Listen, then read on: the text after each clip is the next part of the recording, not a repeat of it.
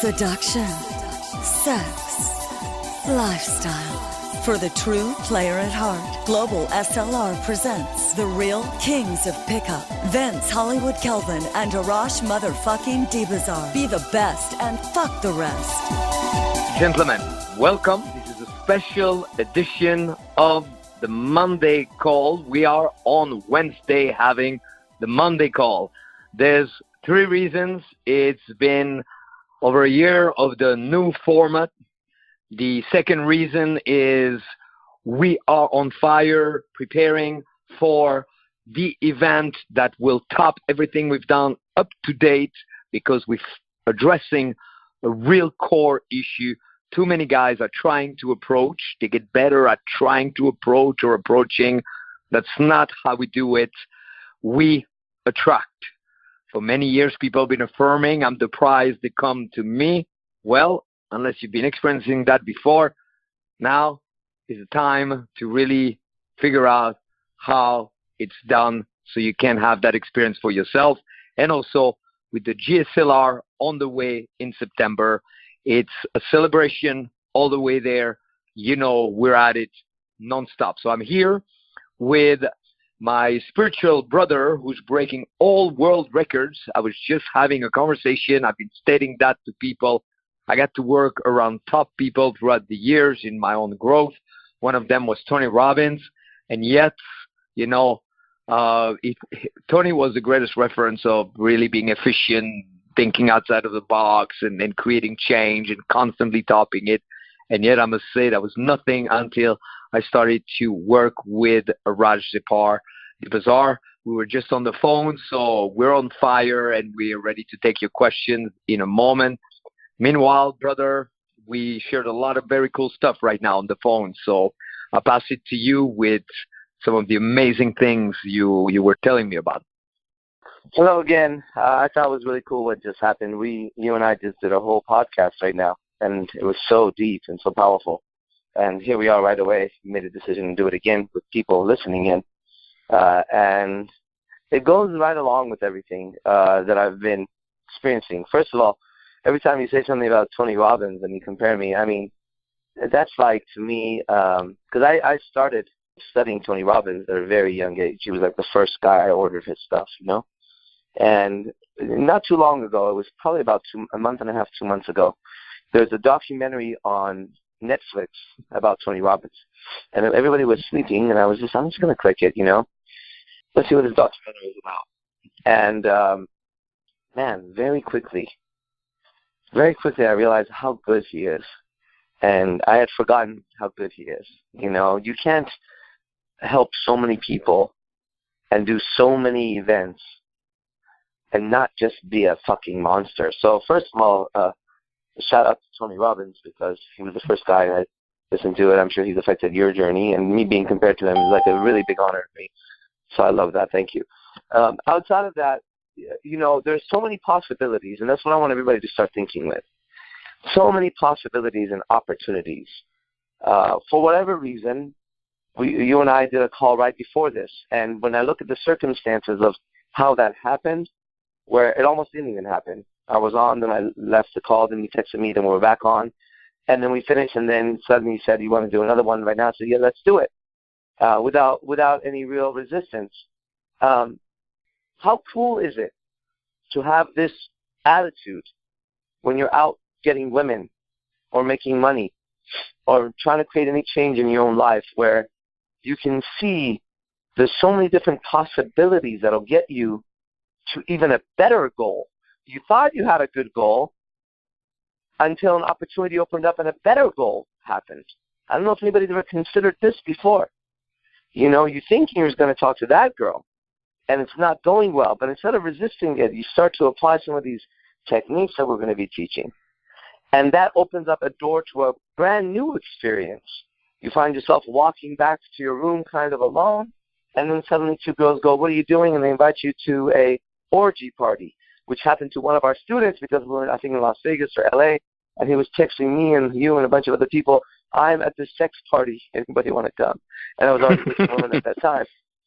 So I think a lot of times, people come to these podcasts and everything, me included, I am also still a student of this art, is because we seek change. But we have to be open to change, and we have to be open to the possibilities that our intention guides our action and guides our destiny, and maybe a new path just opened up in front of you. Example, maybe you were considering going to Global SLR, okay? And now you have an opportunity to go. And you go. You just go.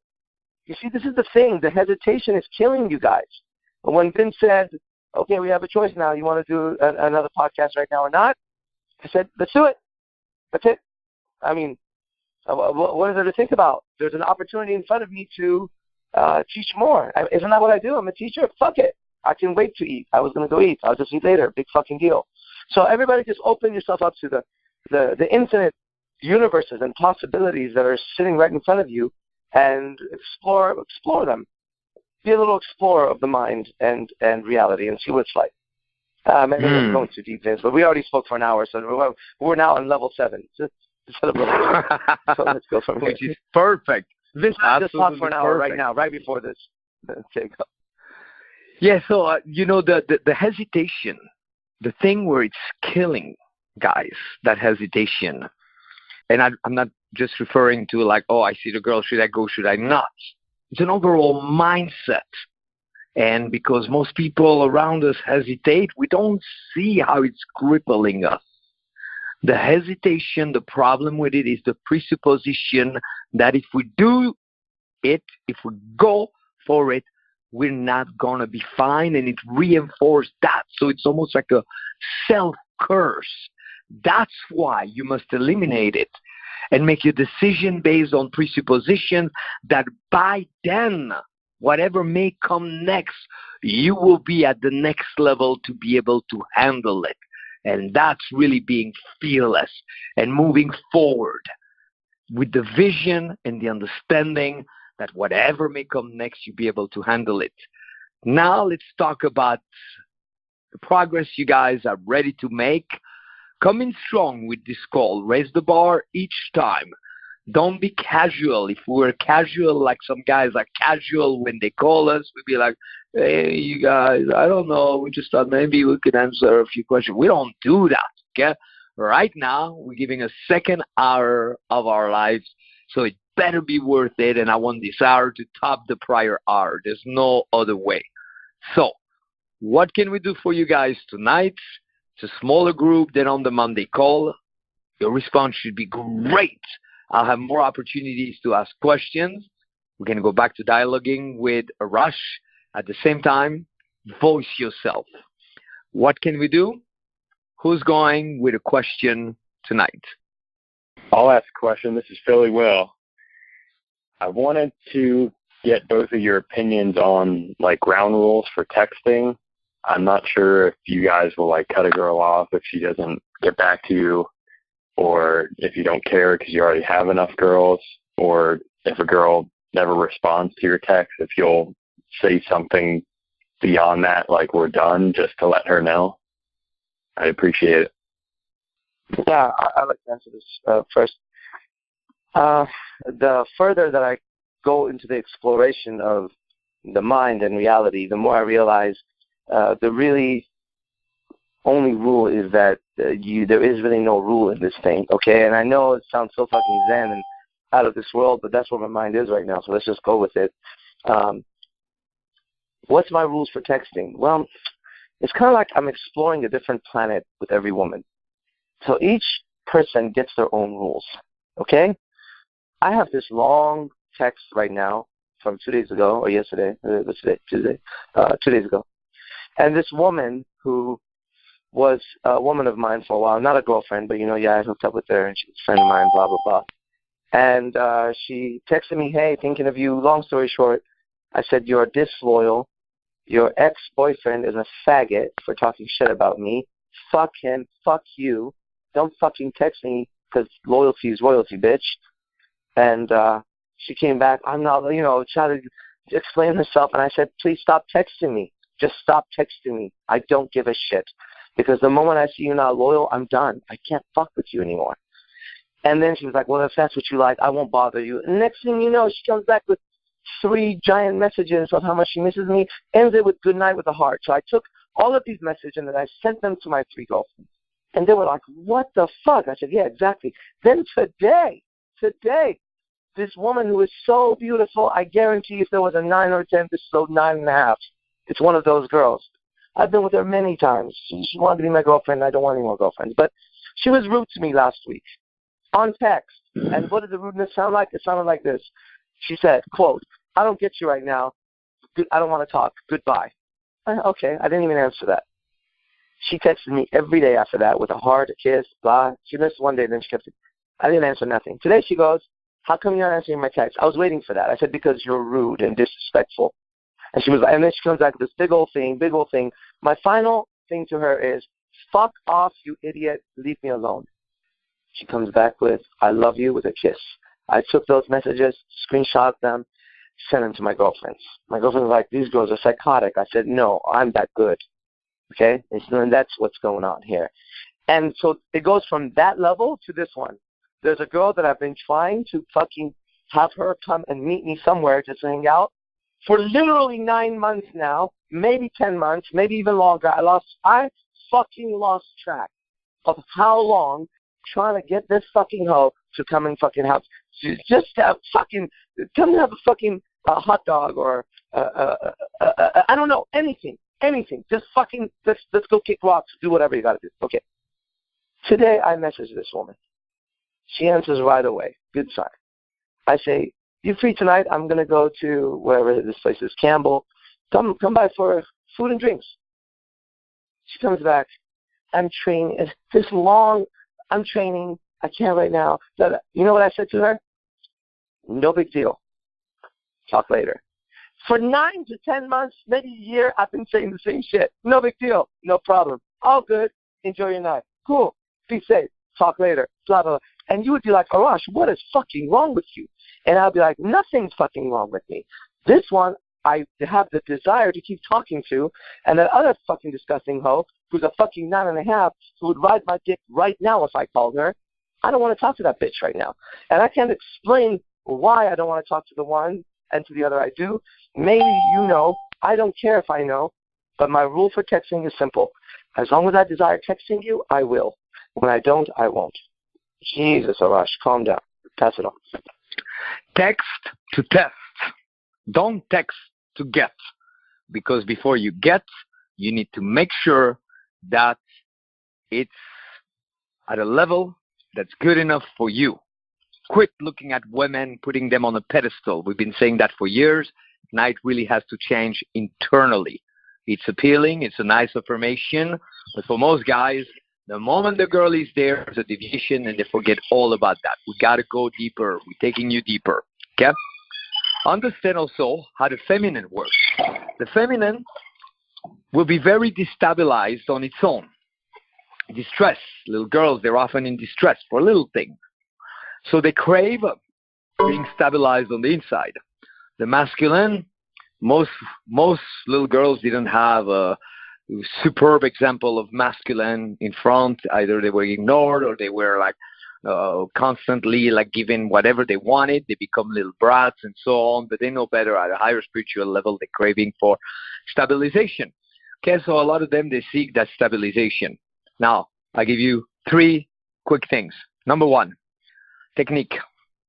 When you text, the new thing that I've been doing, I give just a little, and then I let it hang, just like chicks, you know, but I'm a little bit ahead of them. So I start those little text threads, not hoping that it's going to get them to want to meet me. That will happen eventually, and if it doesn't happen, I already have plenty. That's not a problem. So I get it going, and then I let it hang. And I'm not playing a game where I keep on thinking about it all day long. And eventually, I text, okay? I'm not thinking about it. I'm forgetting. So first gold nugget there, guys, start a thread, send her something, have her reply, and keep it there for a little bit. But it's the mindset behind it, because plenty guys do that with the obsession of what should I text next. No. That's it. Then think at that level of an exchange of money, and every text is $1. on your side or her side. And every word also could be in every sentence. And always give a little bit less than her. That's how you create the attraction, you know? When I kiss girls and they give me the signal that that's it, they're ready to be kissed, I let them wait just a little longer. So they take the greatest step. So if you send her a text, you send her a text, okay? And you get a text from her. So you notice she's sending 5 lines, okay? So that's $1. You got to give her 90 cents. So give her 4 lines. So watch the ratio like that and let it hang. Now it's funny because this weekend, brother, I love the story, and it confirms something that happened to me this weekend. About 2 years ago, I'm on Hollywood Boulevard. Girl from San Jose with a lot of tattoos, fast kiss clothes. I film it, take pictures with number clothes. After that, I was with the client, so she was leaving. Her ride was there, going back. Forgot about it. When you save a number, make sure you include the initial of the city, even if you don't plan going there, just in case. So there, I saved her under SG San Jose. Then I forgot about her, and recently I went to visit Arash. I decided to go and partake in a seminar that it was offering. And just before, I pop up my phone, and there's all those SJ number. I text. The whole weekend, she was like excuses, and she calls herself a goddess Kali. And I go, Kali doesn't have excuses like that. You're not Kali, you're not a goddess. And after that, she texted me, nothing. This time, I was in the area, I was in San Francisco. I didn't text her at all. Now I get a text from her, and watch, there's a lot in that text, okay? In that text, there's 3 things. She texting me, she goes, I'm coming to LA, maybe we can hang out and have a great time. I'm going to a sexual healing class, LOL, and I'm looking for a place to stay. So she's doing that thing where she's making a promise when even nearby she didn't deliver, okay? So girls will make you little promises like that just to get a little attention. She's tossing then some sexual healing stuff in there, okay? And I bet she's telling all the guys that she's texting about that. And then she wants a place to stay. Women always want something. I heard that from Arash the other night, okay? And so I reply. I say, first, I'm not a fucking hotel. Second, if you really need sexual healing, I am a sexual healer. And I'm not sure if I'll be around.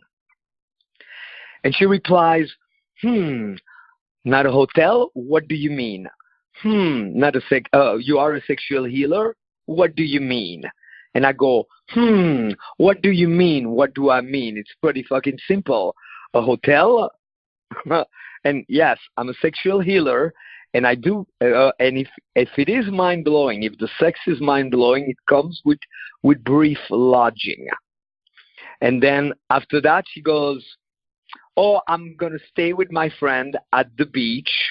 And I reply right away. I say, wonderful. I'm probably not going to be in town. I'll probably be in Europe by then.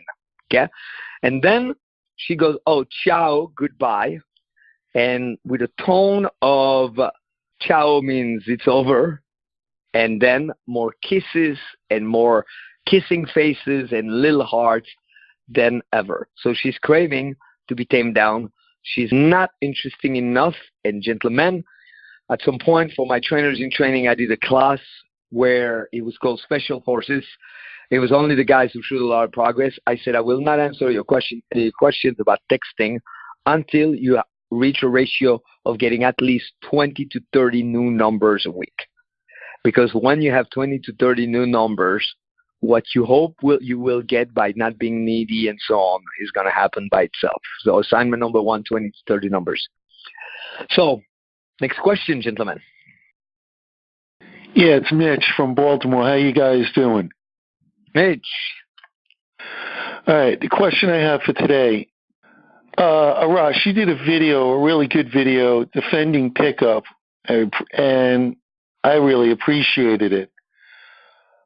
What I'd appreciate both of you guys talking about is You did it from your standpoint, which is great. Now, what I've personally had occur is people attack me for doing this art, and several of them have been more effective than I am currently at meeting women and being in relationships.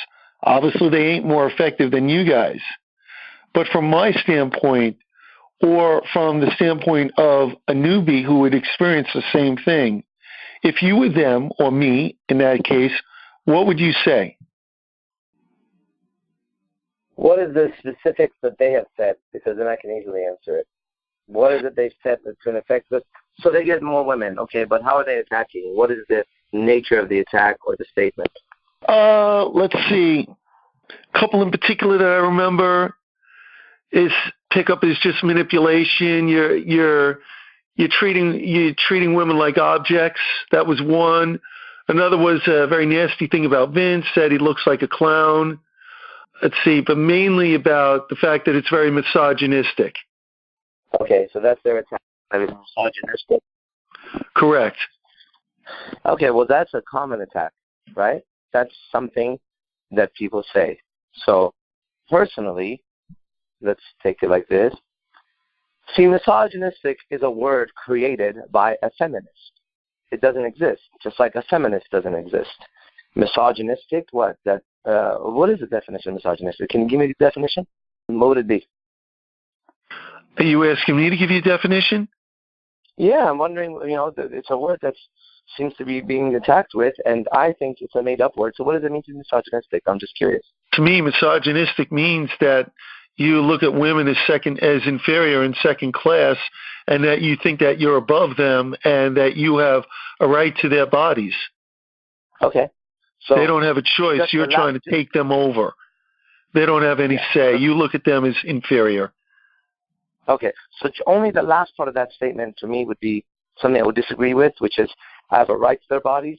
No, it's a mutual thing. I don't believe in rape at all. So, that's why I seduce and that's why I pick up. So the woman willingly spreads her legs.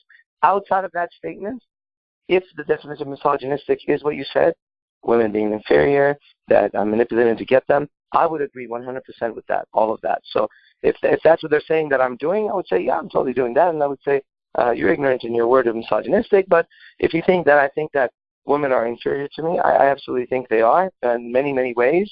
I can prove it 1,000 ways. They're definitely superior in giving birth because I cannot do that. But nature is provided every other way. I believe in that. Now, if you're a Christian, you say, Christ believes in that. If you're, if you're a Muslim, you go, the Quran believes in that. Everywhere you go, it's the actual belief. Okay, the only people who don't believe that are the people who pretend like it's not true, which is feminists who say men and women are equal. Absolutely not. In no way, shape, form, any possible way are we equal.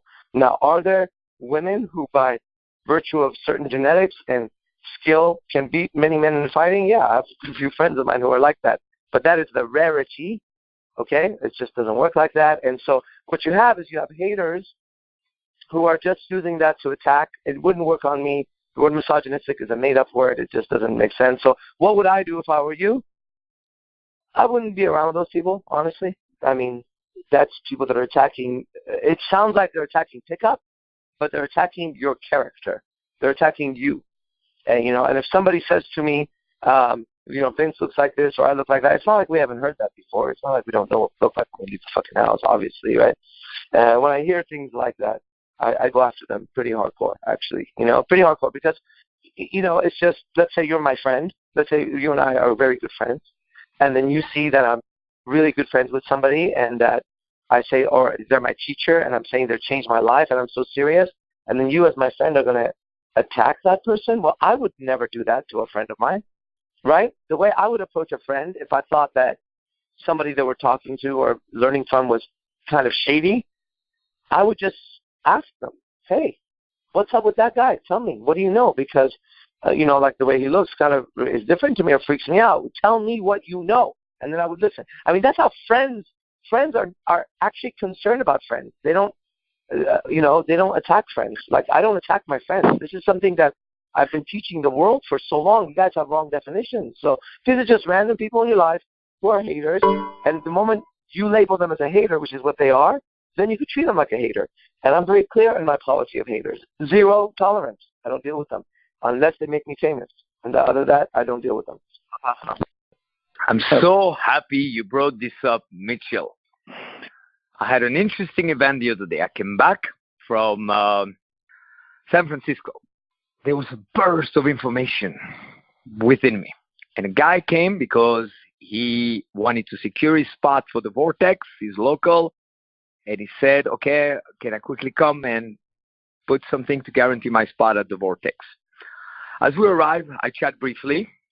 And it's been a long drive, but the information is coming. The guy starts to tell me, hey, by the way, would you have any recommendation for linguistics? Linguistics is the semantic syntax of words, how you use words to impact and how words impact you. Okay? In that moment, I thought, okay, the guy is not making the connection because he just started to study with me. He doesn't know that. Not to claim the monopole on it, and yet Arash and I, it's all linguistics. So he is right there, and I go, I'm going to do something special for this guy. I'm going to make him aware of how much he's receiving in terms of linguistics. And I'm going to give him a crash course, and for like 10 minutes, I'm going to get him to a level of linguistics. I used to teach hypnosis at colleges, and at first I had 6 months for the class, and then the budget went down, and then it went from 6 months to teach people hypnosis to 3 hours. So I said, I want to deliver. So I condensed it. It's one of my hobbies, to take information that would take a long time to really integrate and to deliver it in a way that the person gets it. Sure enough, the guy starts to get it.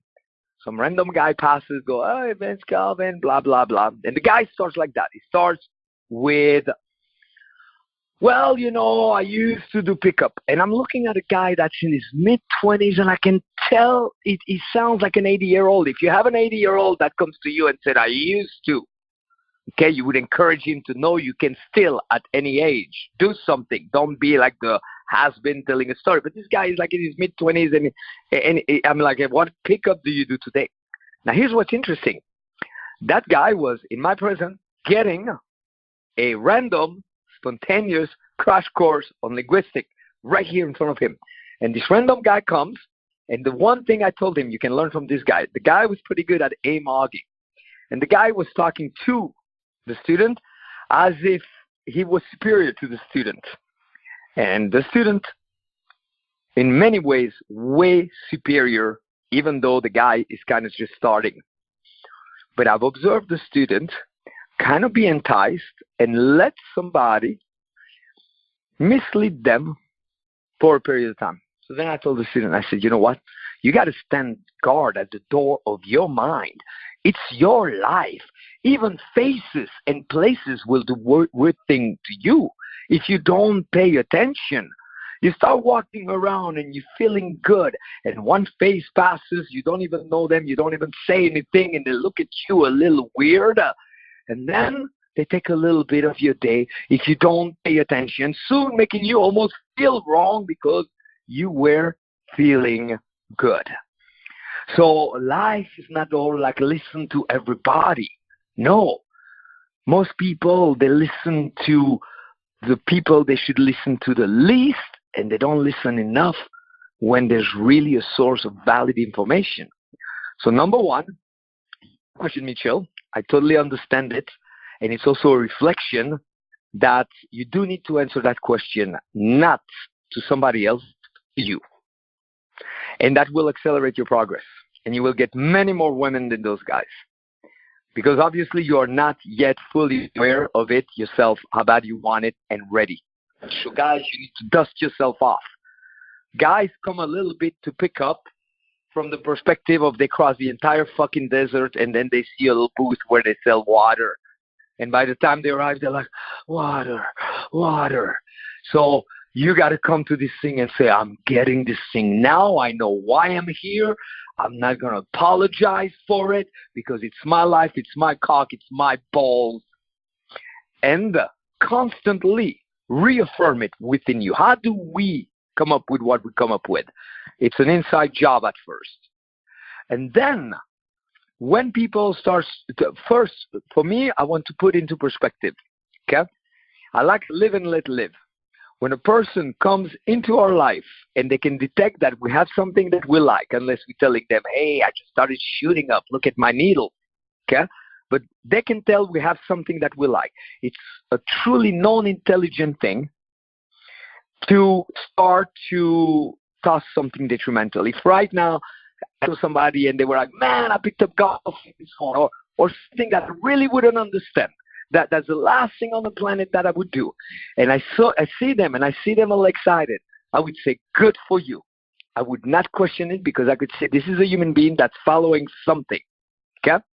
So the simple fact that a person dares to come and invade your privacy, your reality, to question your own choices, the place where you're responsible for it is to even listen to the beginning of the sentence. And that comes from the place of you need to discern and you need to stand guard. And there's certain things that the moment you hear the beginning of a sentence, if you're really forced there, it's a professional situation and you don't want to risk your position, or it's a family thing and you don't want to offend your aunt because she wrote that person who wrote that person, and you don't want to create a scene in front of your family, in your own mind, go, what a bunch of crap, I'm not hearing anything, and sing a song as loud as you can in your own mind while you smile, and you go, oh, really interesting. Okay? But right there, you cannot even, you are dishonoring yourself. So when people start to go, oh yeah, that thing, you go, oh. If you want to be very polite, which you are overly at times in the wrong context, you go, hey, listen, I appreciate, we all have an opinion. I remember a lot of motivational speakers, they used to say opinions are like buttholes. We all have one. That doesn't mean you're going to go put it in the face of people. So stop it sooner. You are being overly polite when the person is the absolute opposite. At a more advanced level, you also want to detect a presence much greater within the person presenting what they told you than what they're accusing. When people accuse, when say that's bad and so on, observe the presence much greater. Today, I was at a little spiritual gathering and some lady starts to ramble about fucking ego. I'm there, I'm having a great time, and I'm wearing my Britney Spears hat that I got in Las Vegas that says work bitch. So it's got the word bitch on it. Some women are so fucking sensitive that because they see the word bitch, they take it personally. Okay? Like us guys, if we saw somebody with a t-shirt saying asshole, we take it personally. That's ridiculous. And that woman is like, we got to drop the ego if you really want to work spiritually. And then I see her eyes, and she didn't say anything. She didn't have to say anything. And I saw the judgment in her eyes because they were the on my hat saying bitch, and she wouldn't even say, it's interesting, your hat, what is it? And it's a woman singing in front of, I don't know how many women that came up with a song saying work bitch, which is to encourage women to get their shit together. That she didn't know. So in that moment, I didn't voice it because it was not my priority and outcome. But notice, even if a guy was to wear a hat and it says bitch on it and it's directed towards women, for a person to just observe another human being and become judgmental within, that is a much further disgusting act than the simple one of making a statement. So with any haters or anything like this, find all the ways in which it is far, even if there was a touch of something that they're saying, they are far more, and that's why they focus on that, and that's why they talk about that. And you cannot have people like that around you. It'd be like the day you're a father, you have people who go around you and you go, oh, I don't know about your father. They go around your children. You wouldn't let that. So you need to protect yourself a little bit more, and you don't need a big story. Next time somebody starts like, oh, we don't even need to talk about it. And if they go, yes, we need to talk about it, then for every new word they add after that, they're reaffirming that you cannot have people like that around you. And me, I defend sophistication and elegance unless it is very, very harmful immediately to the person in front. To live and let live. And if you witness a human being that's onto something, even if it's not your thing, you should at least honor, if you care for them, the fact that they're making that choice. And the simple fact that it's one thing, to take a stand. If those people were to say, we're going to teach something, and they go and they take a stand, but to go around and voice opinions unsolicited to human beings when there's no purpose of teaching or helping or really any of that. Okay? So you got me going, but Mitchell and everybody, guys, don't let it even come close to you, and don't let it even come from within you. Right now, you've been on the fence. Chicks are on the fence. You cannot be on the fence. Are you doing this pick-up thing or not? If you're doing it, you don't even need to defend it. You need to absorb it, be it, live it, so you can pass it on. What's the next question? Talking about the presence of something. One thing that you guys really dislike for women is when they go silent on you. I love silence myself. But make sure that when it comes to your progress, you don't do the first thing that you most dislike women doing. Okay? Which is, we were talking about that with Arash. A lot of guys, their behavior towards the learning is exactly a match of the behavior they most dislike from women. The girls say, yeah, I'll come tonight, I'll see you. And then she comes up with an excuse. How many guys do that with their learning? Yeah. And they say, I want to study with you. Can you help me with that? You go, great. We got this. We got that. Oh, yeah, well, I'll see. I'll call you back when I'm ready. So you were not ready. Who's got the next question, gentlemen? If not, I pass it to Arash. It's a small amount of callers, so one more opportunity for a question. If not, I will pass it to Arash to take it wherever you see suited, brother. Well, if nobody's going to ask, I'm going to ask you another question, if that's okay. Yes, of course, Mitchell. Please. Okay, it's completely unrelated. Saturday, great experience. I go to a vegan festival. I meet a girl who was dating a friend of mine. She found her very interesting. And spontaneously, we're hanging out for about a half hour. I was able to lead her, to pull her to different places. We were talking. She was laughing. After a while, though, even though I was pointing out, we were discussing observations, discussing our lives, what we're up to, pointing out different things at the event. Eventually, it just seemed to fizzle out. And I left it at, hey, see you in the near future, watch my thing on Lisa Ling, and then get back to me, what you think. My question is, what can I do to keep conversations perpetually, or to just to extend them longer beyond a half hour, or perpetually, and to really get her to crave me, and to really get her to be just choose to see me again if there is an interruption, if she has to go, and if after a while. It's the same answer that I give all the time, and I'll go over it again because I think it's a vital answer. Women react to value, nothing else. Nothing else. She would have to have a reason to go out with you again. That is a better reason than everything else she's able to do that day.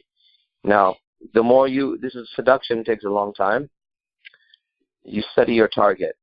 Okay, Robert Greene's book, The Art of Seduction, is a good reference to this. You study your target, and the more you know about her, the more you can seduce her. It's not an overnight thing.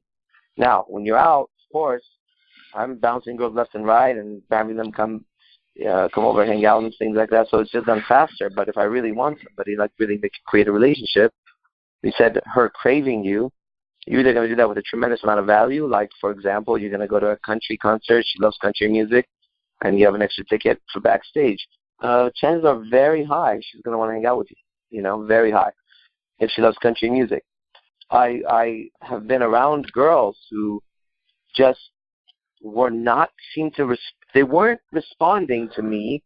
This is recent, by the way, guys. These pretty girls, they were reacting to me, but they weren't giving me the right reaction. And they were pretty. I'm designed to get pretty women. And something just wasn't fucking clicking in this one venue that I am frequent now. And one day I fucking show up and this guy goes, Arash. And I'm like, oh, hey. I'm not probably a fan. I don't know. And I said, do I know you from somewhere? He goes, so-and-so. I'm like, oh my God, from high school? He's like, yeah. I'm like, oh shit, sit down, dude. So this guy sits down. I'm making a story short. And then these same girls in the same venue are walking up to him, hugging him, hey, hugging him real tight, smiling, playing with their hair. And I'm like, are you fucking kidding me right now? Like, what the fuck? So I'm like, how do you know these girls? It's like, I hang out with them sometimes. I'm like, you do? I need to hang out with you. He goes, no, I need to hang out with you, man. I've been watching you on Facebook. I'm like, okay, I get it. I go, but bro, you know, like these girls are actually coming on to you. I said, what the fuck am I missing here? He starts laughing. A little bit of time passes. I see a girl come by, and he gives her something. And then it dawns on me. I said, are you giving these girls Coke? And he says, yeah, I'm their supplier. I'm like, these fucking hoes, are you kidding me? I know this kind of woman. I have seen this kind of woman before. I've seen two of the most beautiful women I've ever seen blow a fucking guy next to me who looked like a fucking Pumbaa from Lion King, like a fucking warthog. Well, I was there trying to get these fucking girls to notice me. And they blew him in the fucking club next to me. And it blew my mind to see what the fuck is happening. Then they followed us to the house, and they went and they fucked him while I started getting other people. And that night, I learned something. Those are coke whores. And they will fuck anything for some coke. And I am not the guy who gives them coke or does coke. So I don't have the fucking value. I can have incredible conversation. I could put them on a fucking billboard. But those bitches would switch all of that for one fucking bump in the nose. And so, brother, that's what they respond to is value. If you have it, they'll give you time, energy, and everything else. If you don't have the value they want, I swear to God, you could fucking be Jesus Christ or Buddha walking the earth. Nobody gives a shit. You'll be like, I'm sorry, don't talk to me. I don't like long hair. I know you're Jesus and everything, but right now I'm kind of busy because I got school tomorrow. But if you give her what she wants, whether that's whatever the fuck it is, she's yours. That's great stuff, Arash. Thank you for the room. And value starts within. Value starts with how much do you value yourself. And you must value yourself enough to eliminate certain things that are not pickup. If we had a big container, and on one hand we pour more pure water, pH 10, organic, every best possible thing that could be found with water that could be made really good water. But at the same time, we keep on pouring a little poison on the other side. Okay? It doesn't matter how much water we put, we got to stop putting poison in it. There's no point otherwise. So the poison, okay? It's important that we recognize it. It takes time to recognize. That's why if I were you guys, I would enter every one of those calls, every time, so on, with a stronger interest for what you are not seeing yet, and to create a greater connection between what you already have and how it can help you. There are certain things you must eliminate, okay? If you step into a little bit of dog shit, and then you go and you wash everything except your shoes, and you take a bath and so on, and you go and you put on back the same old shoes that still have the dry dog shit underneath, no, it's got to be removed. So, gentlemen, it is not pick up to arrive somewhere, see one girl, and think maybe that girl. You're going to drain and exhaust yourself, and you're devaluating yourself. And then, of course, from that place, just the same way if you start to make tighter and tighter, it becomes harder and harder to breathe. That's why you run out of things to say, because you like binding yourself. Now, if you see a girl when you arrive somewhere, you go and you say, "You my friend.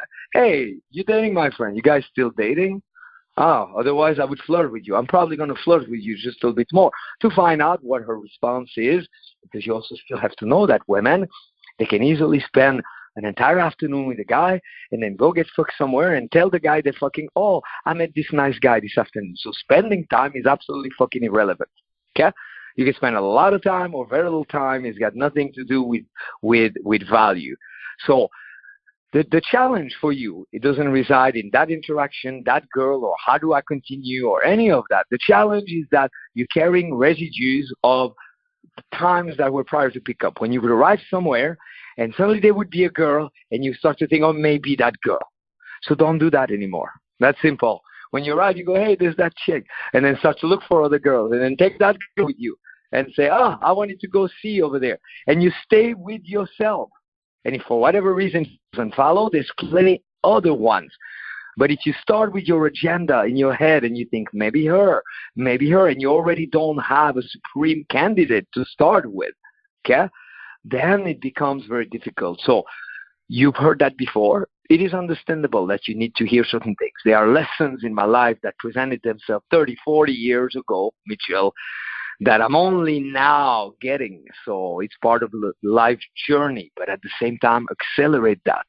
And know that, for example, if their goal is to become very wealthy and their habit is, okay, if they deposit $100, they withdraw $120. It doesn't matter. When they deposit $1 million, they'll take $200,000 extra and they'll be $200,000 in debt. Okay? So you can no longer carry that, there's that one girl. The first thing you do, I told you already, when you arrive in those situations, you chat a little bit here, chat a little bit there. And if there happens to be one girl, the first thing that you do, you slow down.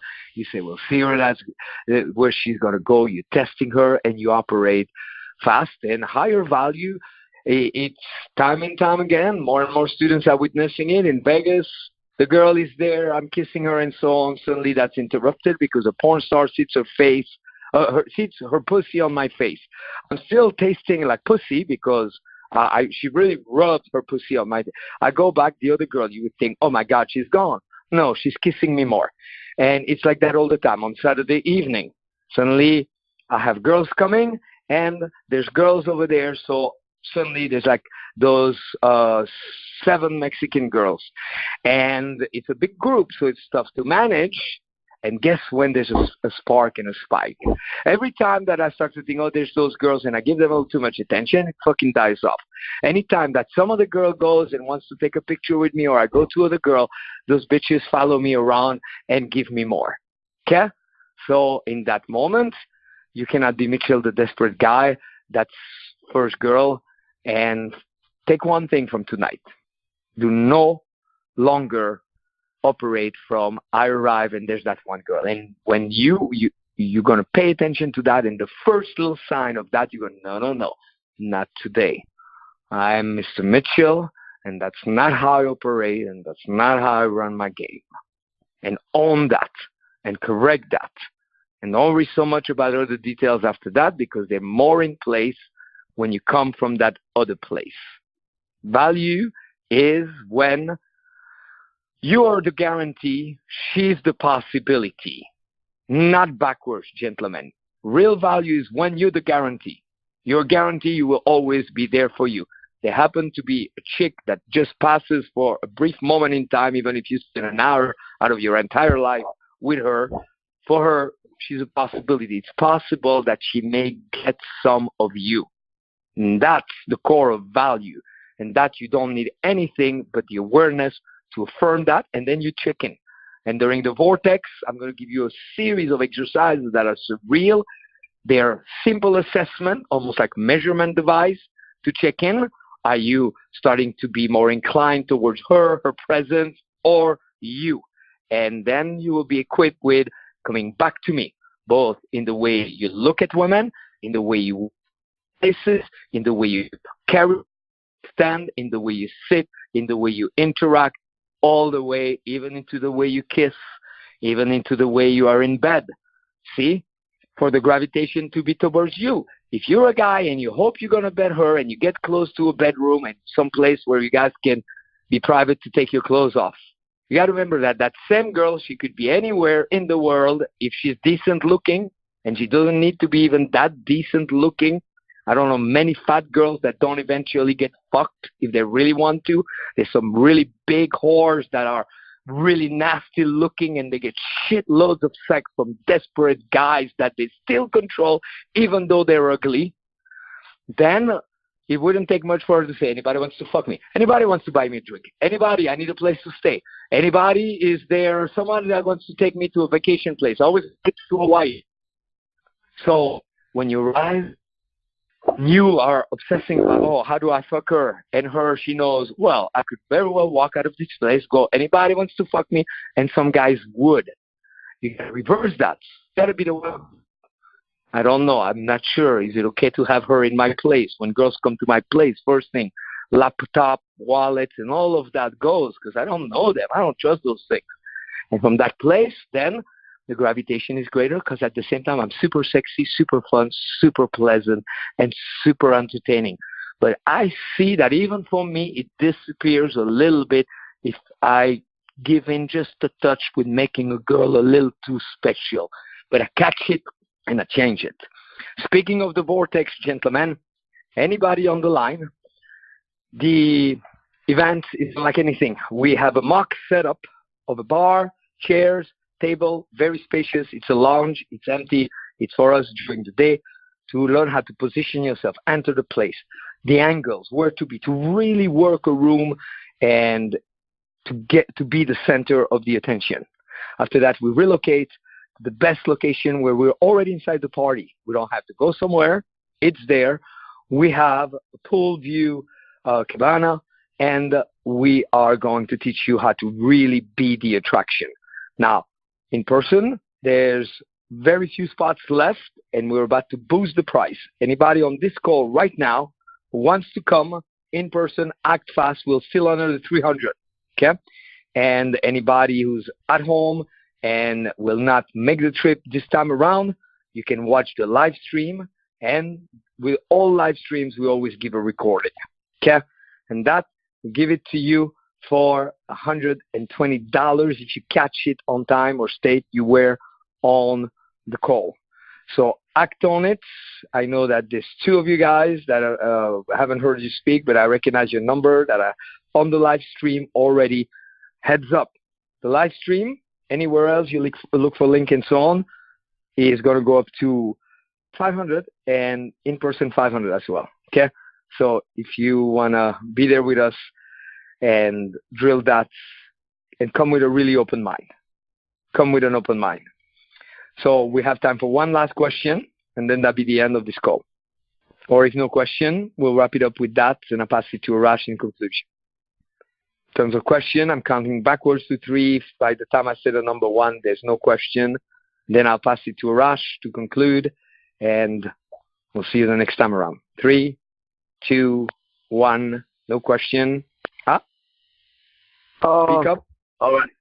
How do you stay focused when you're lazy? How do you stay focused when you're lazy? This is that question. I always make fun of this question. So funny people still ask it. How do you say? You really don't. You really don't. Okay.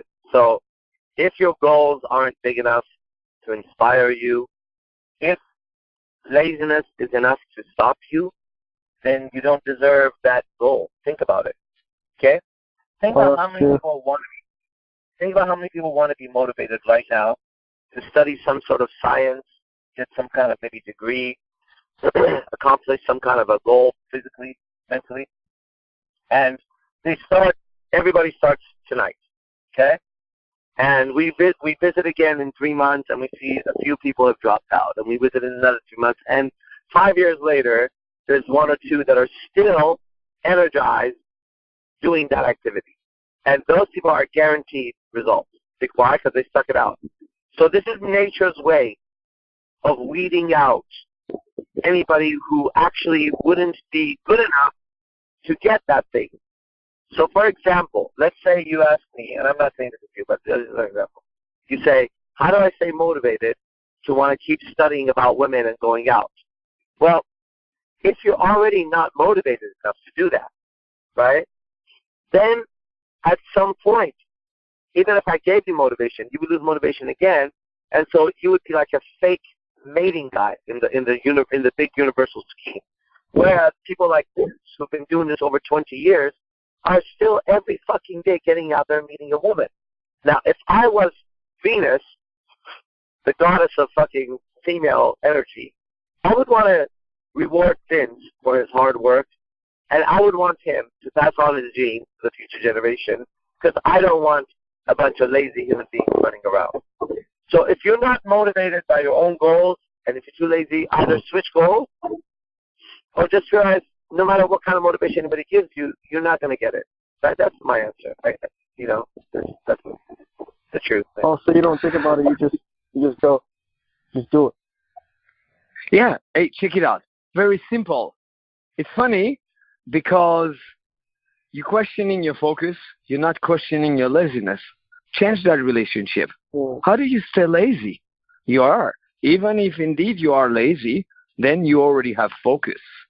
Because it takes being focused on being lazy to be able to stay lazy. Because if indeed you have a problem focusing, your laziness would fade. You'd be lazy for a little bit, and then you would defocus, and you would be motivated, and then you would be like amused, and so on. So you already know how to focus, right? You need to know that. That is the fucking truth. Like, I've never heard anyone say that shit. I'm not sure what you're saying because you speak very quietly, and we need to wrap up the call, but I'm going to give you just one more thing. You have it backwards. You think that the solution to your laziness is to develop something known as focus, and you presuppose you don't already have it when we have just determined that it's false because you're very focused on your laziness. Focus is omnipresent. Even if a person, you see their face and they're like, that's a form of focus. The opposite of focus is death. If you're alive, you're focused. You're probably focused on the wrong thing. So you need to refocus, defocus from the other things. Focus is inevitable. Motivation is inevitable. Everybody on the planet is motivated because everybody is moving in a certain direction. For some, it's called a fucking bed, and they find a motivation to stay in that bed. Some, it's like putting more pounds after more pounds after more pounds. For some, it's the motivation. Take a guy from a beautiful place who lives in a beautiful mansion, say, stay on the fucking street tonight. And tomorrow night, after 2-3 days, they'd be, no, I can't. I want to come back to my home.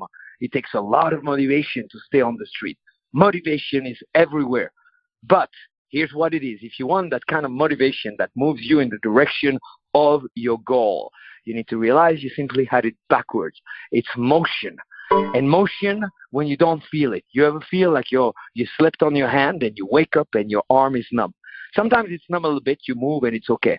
You ever had it where your arm is not fucking moving, and for a split second you get scared? And you move your arm with your other hand and it's all limp and loose, and it doesn't come back right away. What do? You shake it. What would be the mistake? To go, oh, my arm is not moving, and keep it like that. I don't know what would happen if a person was to not move their arm when it's numb for weeks at a time. That probably would be pretty fucking nasty. They probably would have to cut their arm after a while. So you had it backwards. What you need is motion. Move. But I know it's difficult because motion, when you don't know, you're not sure, and you don't feel like it. So get yourself going. It's simple. Go outdoor. Take steps. And when you feel like, oh, I'm taking enough steps, that's when you got to take steps. You do that, that was the first thing I offered in motivation. When I first came to America, I finished with this. I didn't know English. And I didn't know English. No, if you're going to think, then think the right thing. But don't ask a question and think while you're getting an answer. That's another stupid thing to not do. Okay. With all due respect to you, think about it, okay? Think about it. You don't ask halfway through the answer, okay? When somebody tells you, I conclude with this, because that's powerful. I couldn't speak English very well. I didn't know to. That's that I couldn't. And the easy way to learn was commercials. And there was that commercial for Saks Fifth Avenue that was saying what the difference a day makes, and the difference is you. And that's when I realized you can change within 24 hours. If right now after this call, you were at a place where you could go and sit down and continue with, how do you get motivated? Or you can take a step and then another step and another step. In 24 hours, you look back at how you were thinking. If you do it well, and you'll be like, okay, I got it. All right, gentlemen. Thank you, my brother. Yeah. It was phenomenal. We're in 2 hours with Arash. Is it possible I can say one more thing? Great. Only Arash and I would do things like this. And in the meantime, everyone come to the Vortex. Okay? Good night. Thank you, my brother. You've been listening to The Real Kings of Pickup with Vince Hollywood Kelvin and Arash motherfucking Dibazar. Brought to you by www.globalslr.com. Call live every Monday at 7 p.m. Pacific Standard Time to get your questions answered. Just dial 701-801-1220. Then enter 129-779-160, followed by the pound key. To get your free pickup starters kit, go to www.seductioncoaching.com now. And remember, stay sexy.